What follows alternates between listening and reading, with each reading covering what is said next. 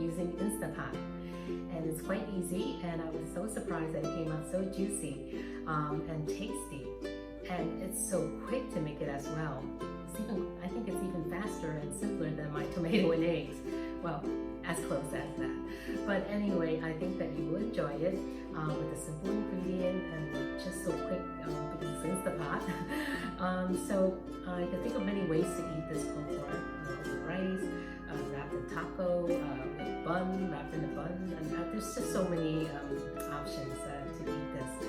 So that's why I'm thinking the next time I try this pulled pork, I'm going to try it with seasoning, maybe adding olives or maybe capers. I don't know. I'm going to have to play around with that and see what tastes good. But this time, it's simple, not a whole lot of things that you need to add in, and it tastes just so naturally good and juicy. So, hope you like it. If you do, please give me a thumbs up, subscribe, and share. But most importantly, please don't forget, it's important to click the link on Facebook when I send it because that's where it counts. So, thank you. Bye.